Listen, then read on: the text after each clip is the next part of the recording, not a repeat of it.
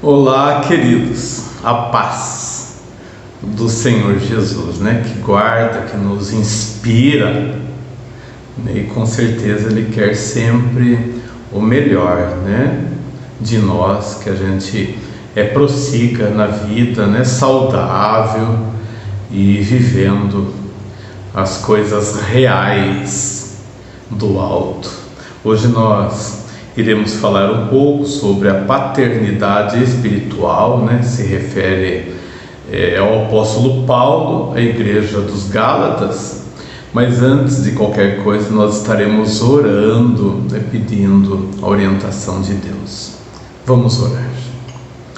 Ó Deus querido, nós te louvamos, Senhor, pela tua grandeza, pela tua santidade, Senhor, que nos ajuda, que nos guarda, que nos orienta a todos os momentos da nossa vida. Nós queremos agradecer, Senhor, porque tu tens sido maravilhoso para cada um de nós. Nos ajuda, Senhor, nesse momento que nós iremos falar, explanar um pouco da tua palavra, Senhor. É no nome de Jesus Cristo que nós oramos. Amém. Paternidade espiritual. A gente vai usar o texto de Gálatas, que encontra lá, no capítulo 4, do verso 1 até o 31, mas a gente vai usar como versículo-chave, o versículo 6 do capítulo 4. Então, capítulo 4 de Gálatas, versículo 6, que diz assim: E porque vós sois filhos, enviou Deus ao nosso coração o Espírito de seu Filho que clama: Abba, Pai. E porque vós sois filhos, enviou Deus ao nosso coração o Espírito de seu Filho que clama: Abba, Pai. Louvado seja o nome do nosso Deus. Nós vimos na lição anterior, no texto anterior, que encontra-se lá em Gálatas 3, do 15 ao 29, falando de três personagens, da Bíblia, da história bíblica. Abraão, que ele faz a promessa, o pacto com Abraão. Daí Moisés, que faz a referência das leis.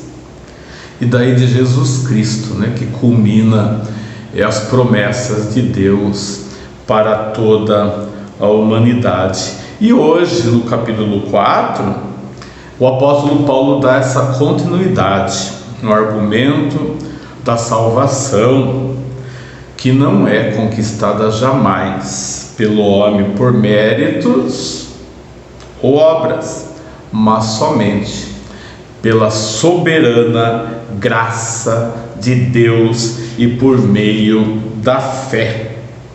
É dessa maneira que ele vai concluir essa parte doutrinária da epístola, passando, queridos, limpo sobre isso. Nós não podemos ter dúvidas nenhuma, de que a salvação vem pela graça de Jesus. Essas dúvidas sempre pairaram no coração do ser humano, já acontecia lá na igreja dos Gálatas. Puxa vida, tantos judeus saíram desse peso da lei, os gentios da vida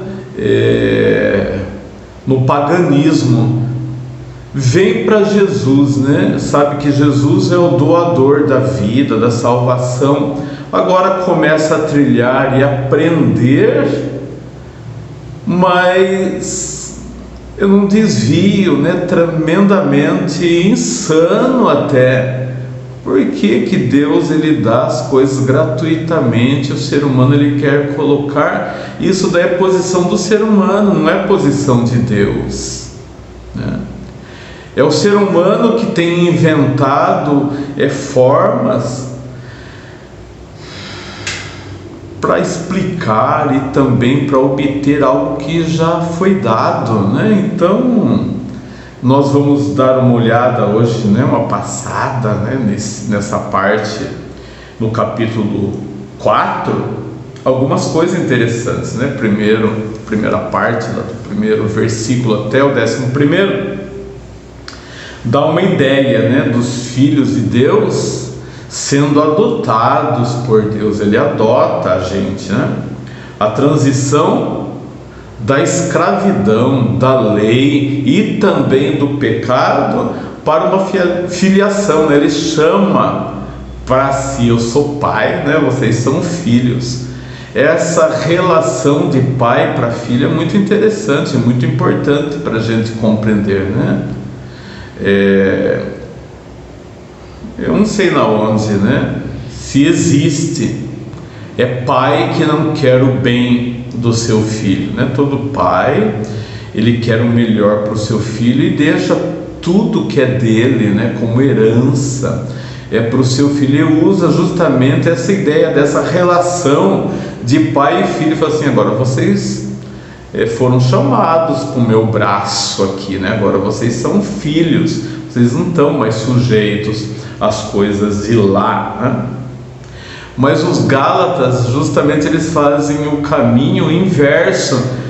Eles estão lá nos braços de Deus, já têm a salvação, agora eles caminham para um outro ensinamento que os escraviza de novo, né? Religiosamente falando, é justamente a cartilha que a religião ensina, né? A gente vê aí várias religiões, né? E dentre elas o próprio cristianismo. Aqui nós estamos falando de cristianismo, tá? Para a gente entender. Mas eles acabam embutindo a religião judaica junto com o cristianismo. E algumas coisas que acontecem no seio das igrejas cristãs é importado de outras religiões que não tem nada a ver com o cristianismo.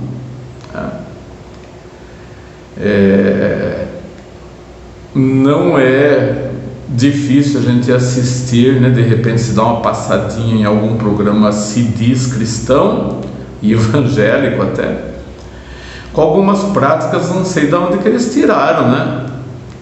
Copo de água ungido, né? Outras mais, né? Estou dando uma citação porque eu não quero entrar nesse campo, não, mas justamente esse campo da ideia de que as pessoas inventam, né? Tentam inventar o tempo todo, né? Alguns caminhos, algumas trajetórias que não tem nada a ver com Deus, com o ensino bíblico e nem doutrinário cristão, né? Então a gente tem que tomar cuidado muito com isso. O versículo, do primeiro versículo até o 3, fala dessa preparação para a adoção, sob a lei, né? Para dar essa preparação para que as pessoas entendam, faz essa conexão primeiro, né? Esse ensinamento passa lá para a lei, para ter a ideia. Na lição passada a gente falou muito sobre isso, né? Preparando, porque como não tem ainda entendimento, então existe uma preparação. Opa, obteve, entendeu, esquece, né? Aquilo foi só uma preparação. Essa figura do herdeiro, né, que usa aqui, olha só que interessante, é aplicada à condição dos judeus sob a lei. Eles eram como meninos em que a lei mandava. Estavam servilmente sujeitos aos rudimentos do mundo. Esses rudimentos eram o quê? Eram os princípios elementares da religião judaica, entre os quais se incluíam as cerimônias, os ritos cumpridos pelos judeus. Então eles trazem toda aquela coisa, né, que eles tinham que fazer lá, aquele cerimonial, e eles trazem, né, tentam trazer para o seio cristão. Mas de certa forma eu acho que até conseguiram, né, fazer isso, porque até hoje a gente vê, né, essa luta das pessoas tentando colocar, algumas coisas que você não vê, Você faz a leitura bíblica, você fala, mas na onde, buscar? Vão lá no Antigo Testamento, trazem algumas coisas igual os cristãos judaizantes fizeram, para tentar dar lógica, não sei se esse é o termo mais próximo, mas tentando dar lógica às coisas de Deus, para o raciocínio humano, até as coisas de Deus são até ilógicas, porque pela graça ninguém entende, alguém doando algo tão extraordinário para as pessoas, Até hoje o ser humano não consegue entender isso muito bem, então precisa ficar arrumando, alguns jeitos, alguns ritos, alguns cerimoniais, para que Deus nos aceite, para que Deus nos salve. Ora, é só deixar Jesus agir, Ele já deu isso para nós já temos isso. Por que a gente quer complicar, as coisas se Ele já concedeu isso para nós? É meio complicado até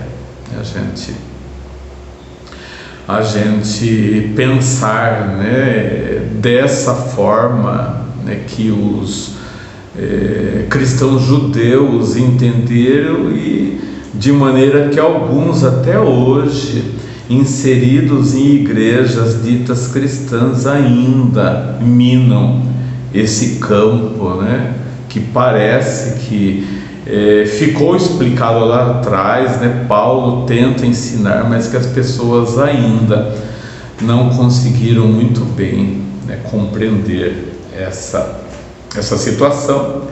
Então o versículo 4 até o 11 fala dessa adoção realizada. Como Deus tirou os homens da escravidão para a adoção de filhos. Primeiro, a gente vê a origem aqui, usa o termo a plenitude do tempo, refere-se ao tempo determinado por Deus, quando já fosse concluída a preparação para então cumprir o seu propósito soberano por meio do plano de redenção do homem. Quando o papel da lei de mostrar como é hediondo o pecado, inabilidade do homem para alcançar a justiça de Deus foi cumprido, Ele enviou seu Filho. Somente por meio do Filho o homem alcança a justiça, jamais conseguida pelo cumprimento da lei. Tudo que a lei oferecia ou pensava que daquela forma poderiam chegar, nunca conseguiram. Então Jesus vem ao mundo, enviado por Deus, e dá cabo justamente nessa adoção de filhos. Essa é a origem. E daí usa também nascido de mulher, Olha que interessante. Se Jesus fosse apenas homem, não seria necessário usar os termos nascido de mulher.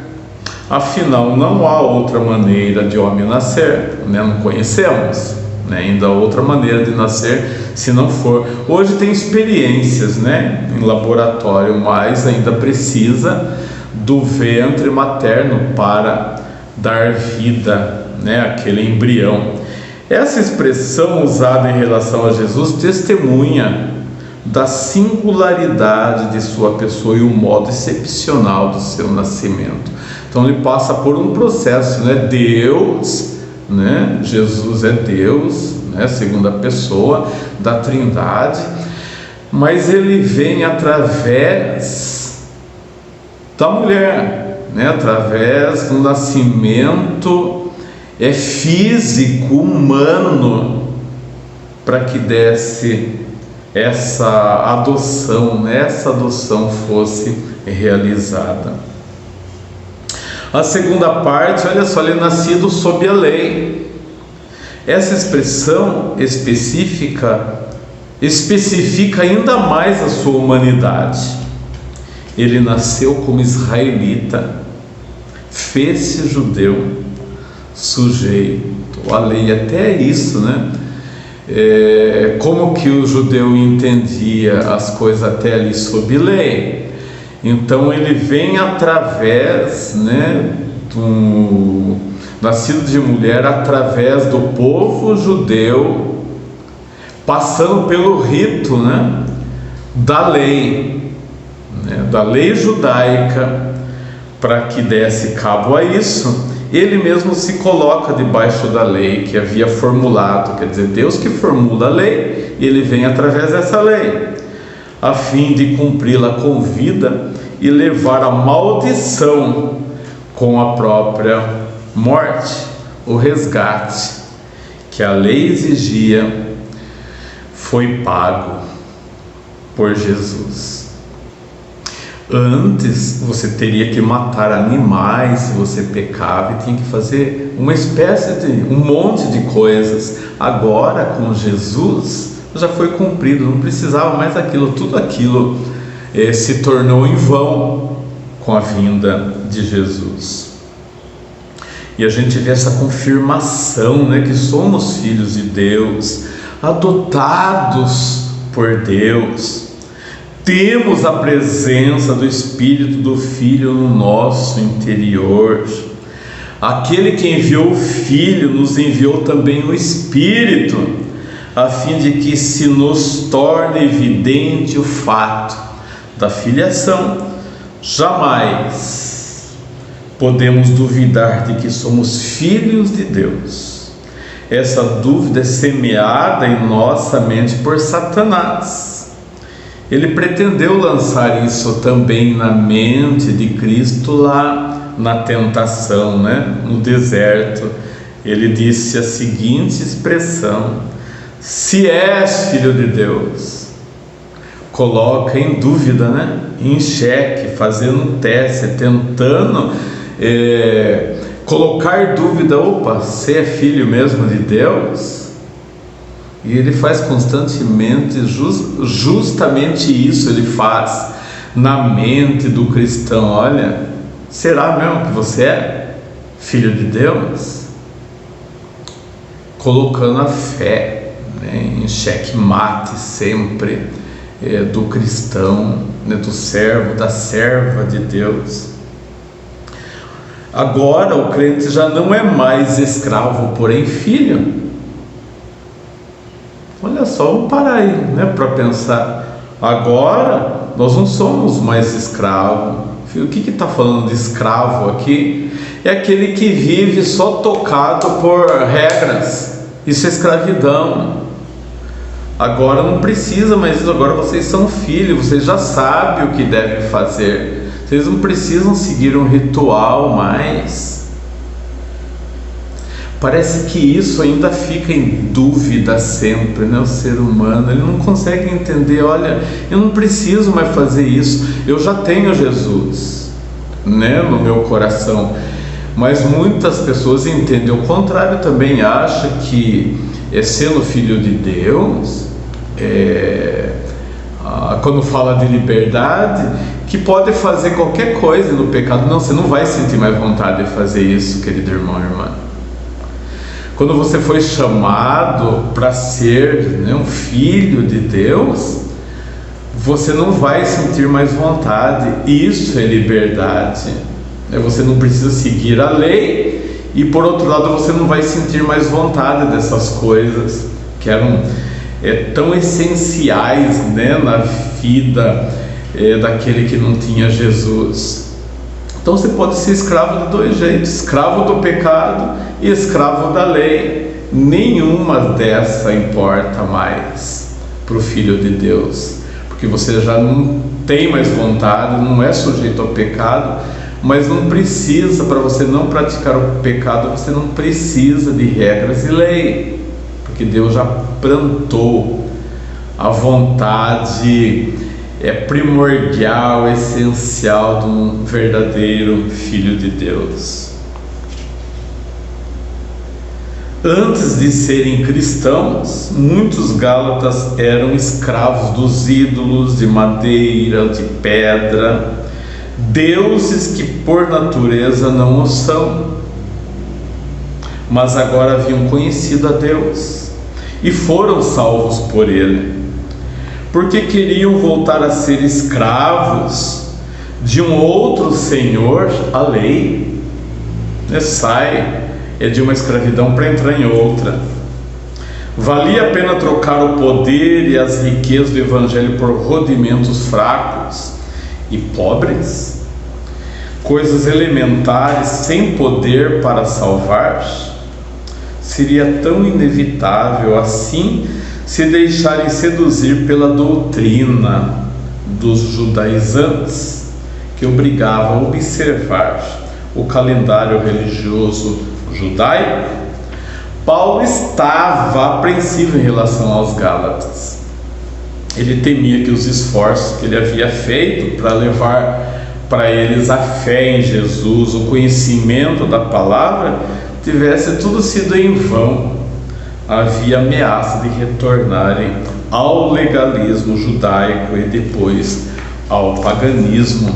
É uma das maiores preocupações que nós, pastores, pregadores do Evangelho, perceber que as pessoas não entenderam nada, porque se ela tem e começa a voltar o conhecimento para uma outra área que é inoperante, isso traz preocupação para nós. Não entendeu nada, tudo tenho falado foi em vão, que eu tenho pregado tem sido em vão. Poxa vida, Gálatas.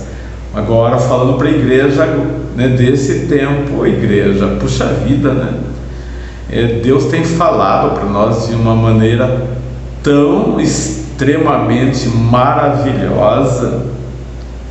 Agora a gente quer ficar preso naquela coisinha sempre, de rudimentos e leis.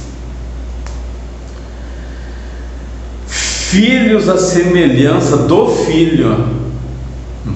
Filhos, nós, igreja, semelhança de Jesus, do Filho. Do versículo 12 até o 20. O apóstolo Paulo dirige aos Gálatas uma palavra bem pessoal. Ele interrompe a discussão sobre a doutrina, que vai retornar lá no versículo 21, e segue a linha do versículo 11, quando mencionou ter trabalhado entre eles. Nem judeu, nem gentio. Paulo se dirige aos irmãos, fazendo-lhe um apelo com duas frases: sede qual eu sou. O apóstolo desejava que os gálatas se tornassem iguaizinhos a ele, o mesmo entendimento de vida cristã, de fé cristã, não aquele peso que os cristãos judaizantes estavam fazendo, levando que os cristãos recém-convertidos praticassem. É uma das maiores preocupações nossa hoje também. Entra um cristão convertido, recém-convertido na igreja, os mais antigos, em vez de ensinar o certo, começam a ensinar errado. Começam a fazer eles entender tudo aquilo que eles não entenderam, que eles acham que é certo, fazer que o convertido caminhe daquele jeito, e não é daquele jeito, tanto peso assim, ensina o que é maturidade, mas como ensinar maturidade se esses que estão mais tempo não aprenderam o que é maturidade cristã ainda estão ali como meninos escravos ainda? Pois também eu sou como vós, comprados, adotados, a mesma semelhança, né, de filhos plantados no Filho que é Jesus Cristo. Nós sou igual. Olha, se eu entendi as coisas reais em Cristo, vocês também podem entender também. Poxa vida, né? Vamos lá caminhando, Gálatas, vamos caminhando, igreja, para que a gente possa entender realmente a dimensão, o poder de tudo isso, né? Não as debilidades, né? E as fraquezas da lei, das letras, mas num viver, né, real e constante de Jesus, né, que não é pelo nosso esforço. A gente coloca a nossa vida no altar de Deus e Ele vai aperfeiçoando o nosso coração, a nossa vida, dia após dia, queridos. Deus, Ele dá tudo isso, né, para nós. Ele vai plantando isso no nosso coração. Acho que a palavra, a expressão bem mais próxima, né? Ele já planta isso no nosso coração. A gente não precisa, né, buscar jeitos para chegar perto. Ele já vai dando para nós, né, como isso é feito. A gente vai sentindo vontade, né, de estar sempre na presença dele. Ele já mostra para nós o que é o correto, o certo. Ele vai dando para nós condições de entendermos o que é da vontade dele, como deve ser feito as coisas. Saibam quem são. Aqui Paulo relembra aos Gálatas quão rico tinha sido o relacionamento com eles. Solícitos, né? Paulo não lhes guardava nenhuma mágoa, mas quando lhes pregou o Evangelho pela primeira vez, ele estava enfermo naquela época. A doença foi uma grande prova para Paulo e também para os seus ouvintes. Contudo, não me revelaste desprezo nem desgosto.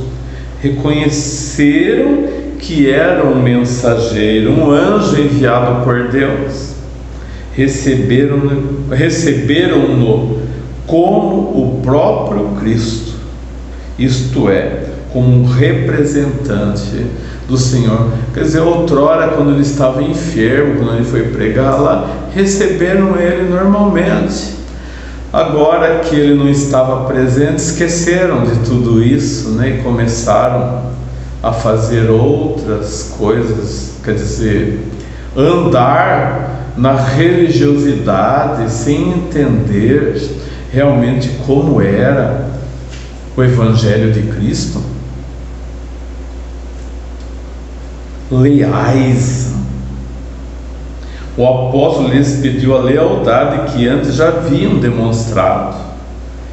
Se tinham exultado com a pregação do Evangelho, por que agora agiam de modo diferente? Naquele tempo tão grande era a apreciação deles pelo apóstolo, que estavam prontos a fazer qualquer sacrifício em seu favor, arrancar os próprios olhos para lhe dar. Para onde teria ido esse sentimento? Por que seria agora tratado como inimigo? Será que tinham ficado magoados pela verdade que lhes dizia? Se assim era, os Gálatas se tornaram volúveis. A autoridade de um mensageiro de Deus não acaba quando ele começa a ensinar verdades que não são populares. Esse é um dos grandes problemas na igreja. A gente tem que moldar, né? A gente tem que moldar o Evangelho para não machucar. Ai, se eu falar tal coisa, vai pensar que foi para ele, foi para eles, né? Para um grupo específico das pessoas da igreja, queridos. A palavra de Deus é viva e eficaz, evangelho é evangelho, não tem meio termo na caminhada com Cristo. A gente tem que entender isso, né? Tira-se a mágoas, né, com o mensageiro de Deus, com o pregador, com o pastor, com o presbítero, com o diácono, sei lá quem vai falar algo da parte de Deus. Isso não pode ser colocado alguma coisa pessoal que tenha com o servo de Deus. Nesse momento é a palavra de Deus que está falando. São lições que nós temos que usufruir, que olha, Paulo falou lá para os Gálatas, mas isso acontece ainda nos nossos dias. E é justamente por isso que foi deixado, né, na palavra de Deus. E é por isso justamente que ela continua atual. A palavra de Deus sempre é atual, porque nos mostra o caminho, os caminhos, né, que os cristãos tiveram lá no passado e que vai mostrando, dando indicações, né, como que nós devemos prosseguir, como que deve ser a nossa caminhada, guardando mágoas, guardando algum ressentimento que ficou lá, agora tendo o apóstolo Paulo como inimigo.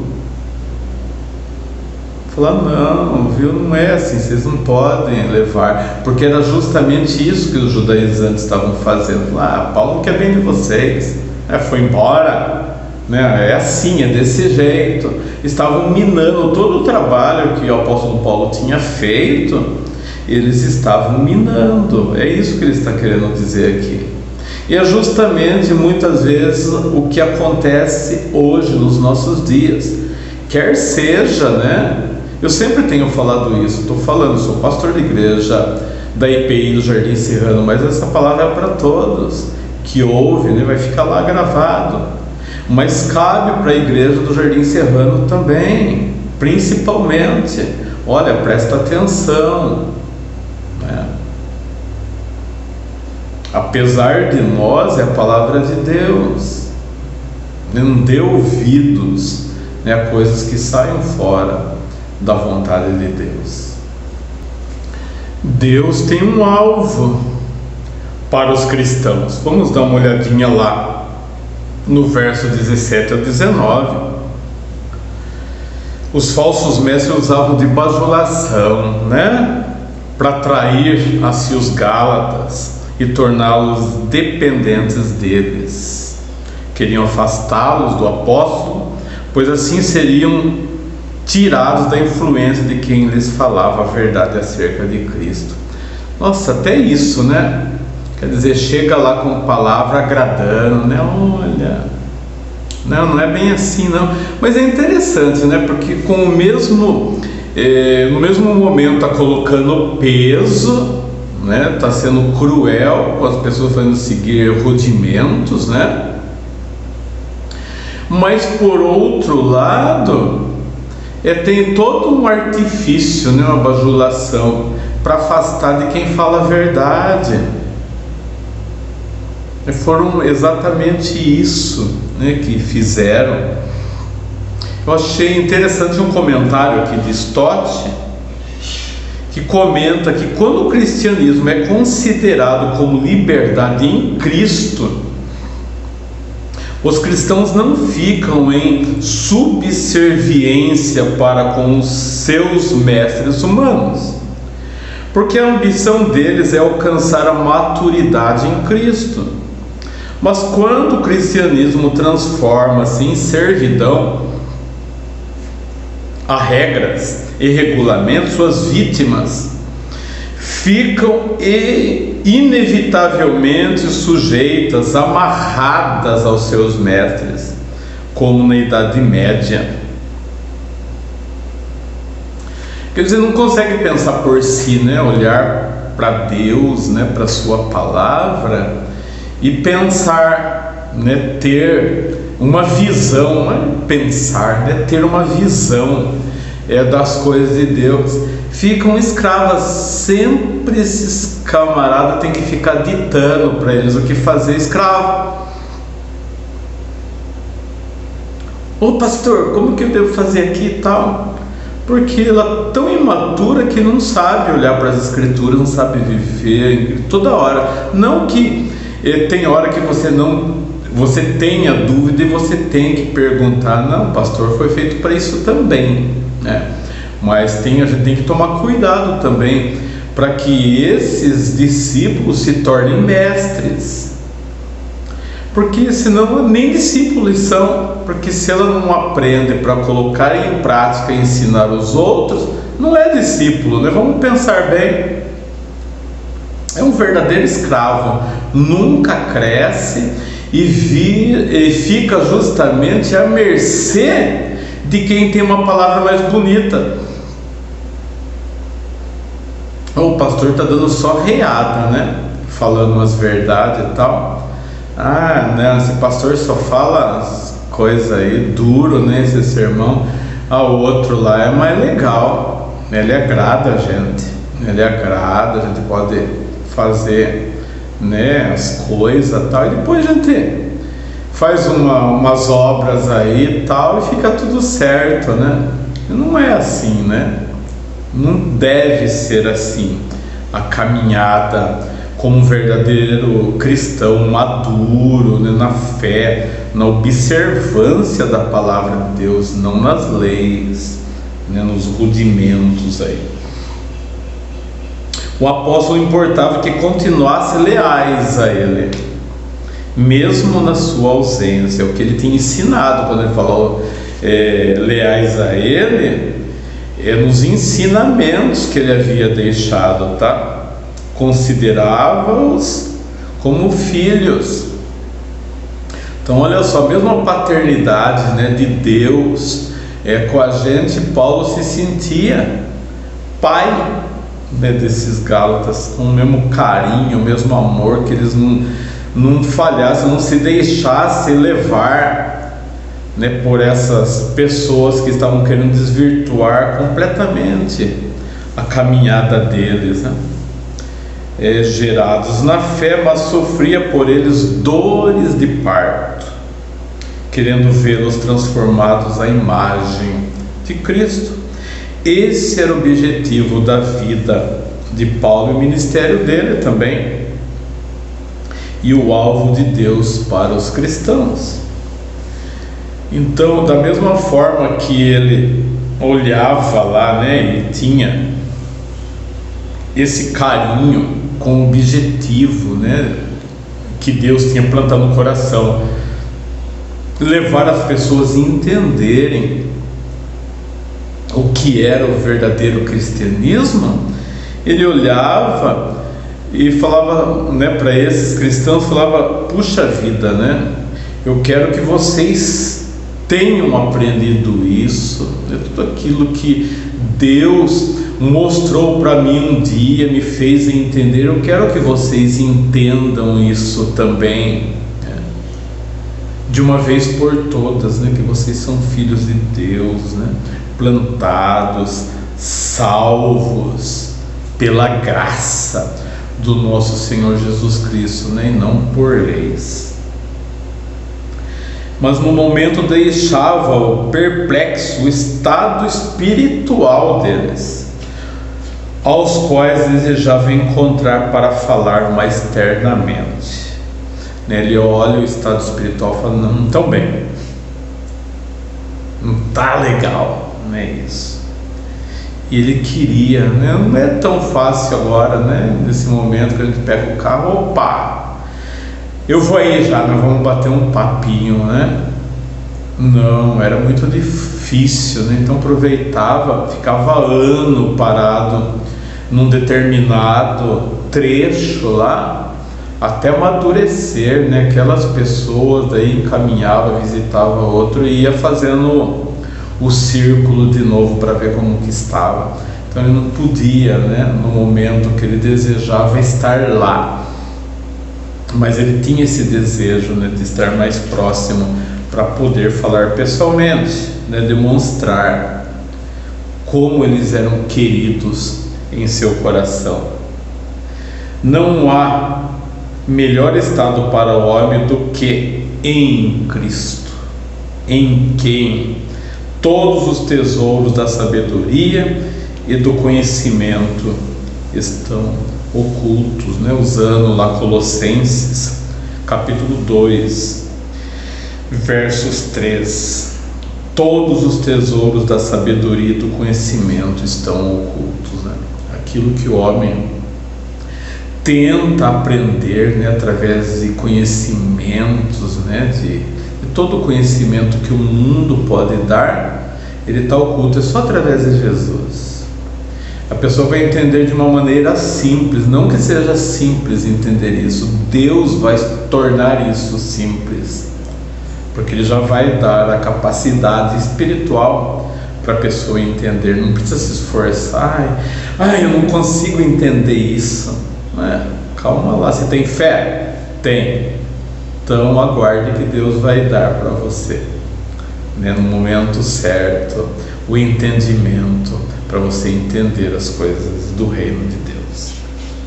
Filhos da livre ou da escrava. Nesse texto Paulo desenvolveu uma analogia, que é uma comparação. Primeiro apresentou o pano de fundo histórico, a seguir apresentou a interpretação da analogia e finalmente a pessoal aplicação. Fundamento histórico, né, que está ali no trecho do 21, vai até o 31. Deus havia prometido um filho a Abraão. Daí ele está velho já, a esposa está velha, a esposa fala, Abraão, né, esse que é o tempo, né, de prova para a gente confiar em Deus. Está demorando muito, não vai acontecer, já começa a esfriar a fé, está demorando muito para acontecer. Foi o que aconteceu aqui nesse caso.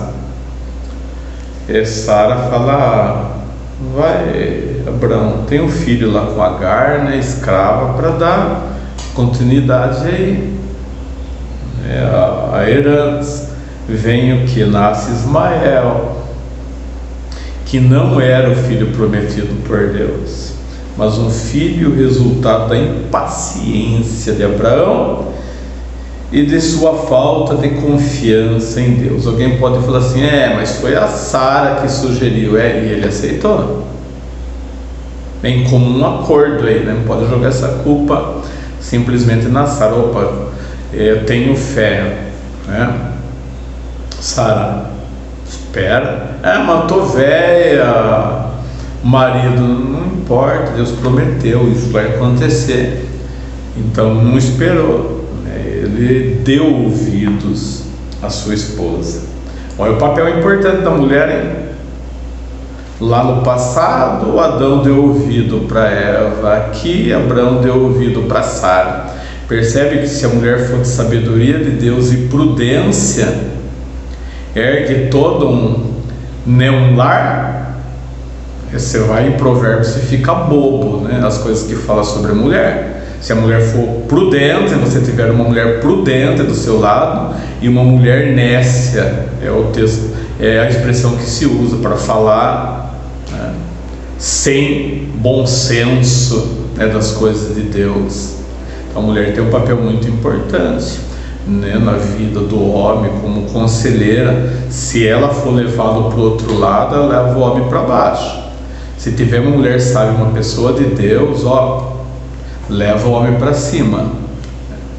Textos bíblicos, né, para a gente saber sobre isso, e na vida aí afora você vai ver isso também. Uma mulher, ela consegue segurar até sem o homem um lar, se ela for uma mulher sábia, né? Sendo que o homem não, né? Mas o lado do comum acordo aí é complicado.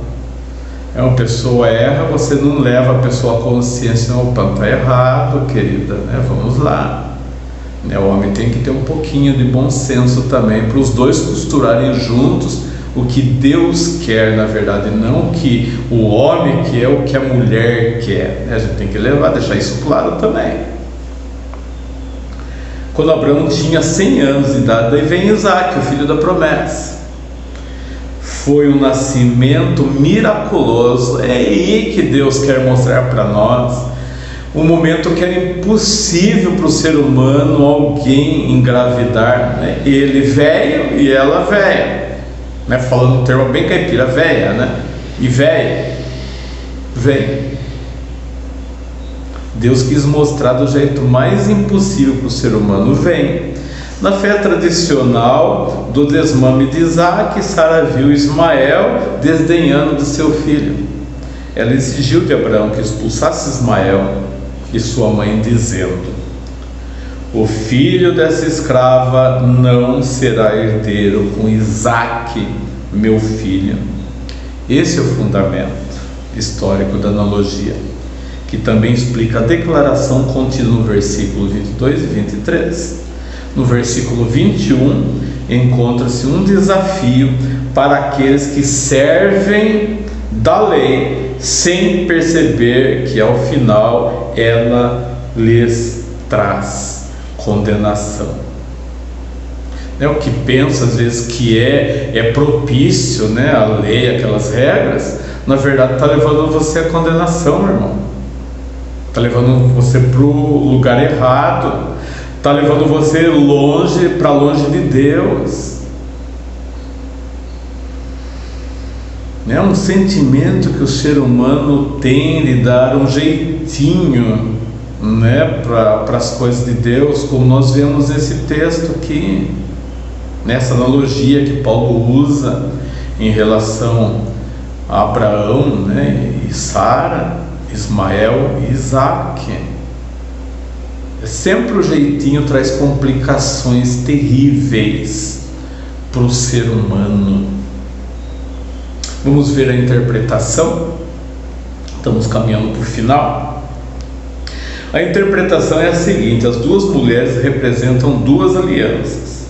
A primeira, que é Agar, representa a aliança feita por meio da lei, que gera para a escravidão, e também é figura da Jerusalém terrena, o centro dos israelitas descrentes que procuram a justiça por guardar a lei.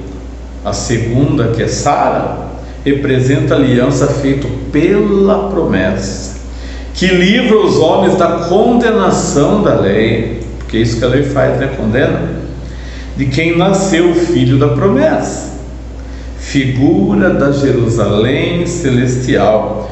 Por meio dela a profecia foi cumprida. Ponto. Vê aqui Agar, né, que vem, está falando bem do ser humano, do religioso mesmo, né, que é procurar as coisas tudo pela lei. A segunda, que é Sara, não, feita pela promessa, que livra os homens da condenação. E essa figura da Jerusalém celestial, parece que as pessoas estão mais plantadas na Jerusalém terrena, né? Até o modo de pensar da Jerusalém celestial é da Jerusalém terrena, né? Fazendo comparações com a Jerusalém terrena, né? Então sempre o homem quer comparar uma coisa que não tem comparação uma com a outra. Promessa e escravidão. Vamos ver a aplicação.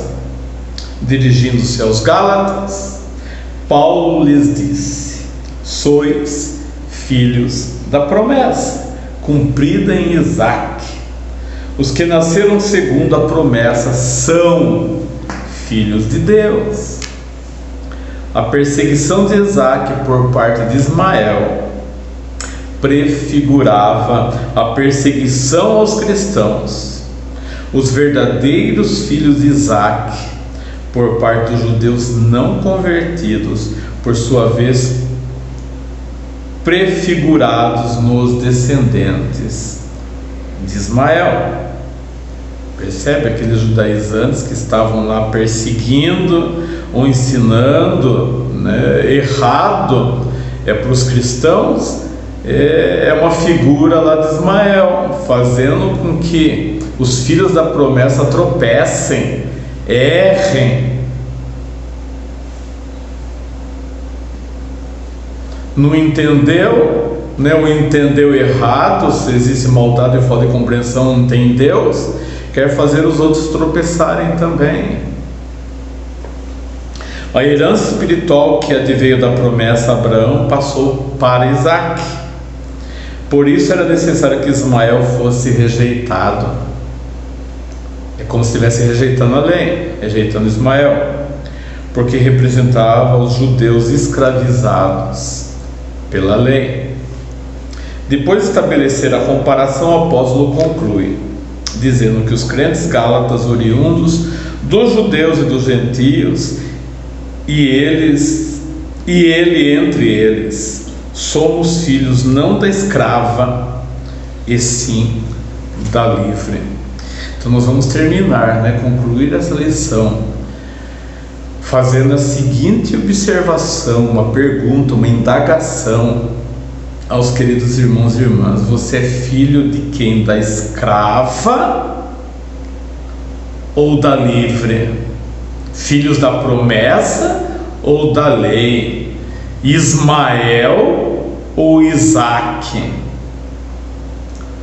Olhando justamente o que nós aprendemos, nós fomos adotados, nós somos filhos da promessa, nós não somos mais escravos da lei.